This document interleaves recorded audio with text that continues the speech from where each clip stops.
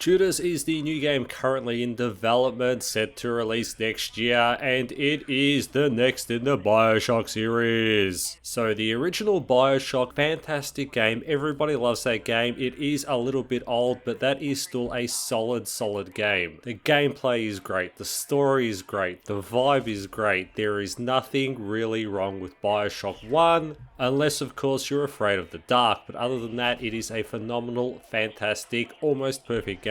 Then they released BIOSHOCK 2, which it just wasn't as good as the original. They dumbed it down, they kind of recycled the story. There wasn't too much new and amazing things in there, but it was just a bit of a rehash of the original. But hey, because we all like things BIOSHOCK, we of course hopped on it, played it, and it was okay. Wasn't the worst, wasn't the best, but it was just okay. And then they released BIOSHOCK Infinite, and oh boy. Now BIOSHOCK Infinite was what we like to call a console game. Check out the links in the description. And this was a super dumbed down, basic, simple ass game. You played the original, which was fantastic on so many levels. It was deep, it was kind of advanced, and it was fun and amazing. And then BIOSHOCK 2, they just took that down a peg just a little bit to of course push the game out faster. And then with BIOSHOCK 3 or BIOSHOCK Infinite, they just said, fuck this shit, we need to push out a game in 12 months. How can we do that? And you got BIOSHOCK Infinite. It is such a cheaply made, it is such a basic console game at every level. How the series slipped from what its amazing beginnings to BIOSHOCK Infinite, which was just another cranked out console game. Like, you can play the original BIOSHOCK, you can buy for a couple of dollars, play it out, even though it's a little bit old, but you can still play it for like an hour or so, you might even finish it, and you can just see the level of detail and complexity they had in that. Then go and play BIOSHOCK Infinite and you'll be like, huh, I mean, by the time they made the third game in the series, didn't they have enough money? Didn't they have enough staff? I mean, what happened exactly? Why is everything just so cheap and quick? Which is why most people absolutely hate BIOSHOCK Infinite. You had a good game, a good series, and then you just churned out another title. You cranked out a cheap ass sequel to make them dollars, and people were just oh so disappointed. Until now,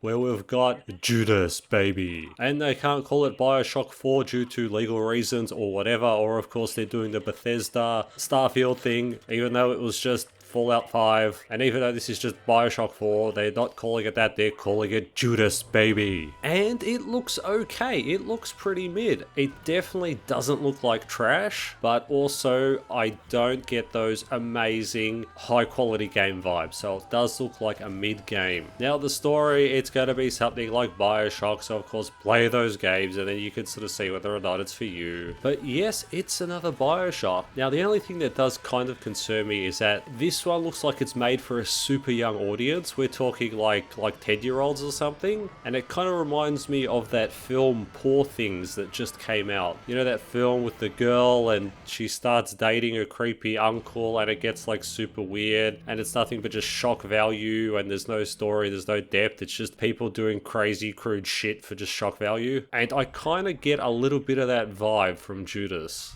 As there's nothing but lots of children's toys. Who doesn't want to play with 5-year-old children's toys? I sure as hell don't, but there's people out there that do. Just like there's people out there that enjoyed the film Poor Things. But anyway, this does look kind of interesting. Looks like a pretty okay game and something to keep an eye out on, coming out next year sometime.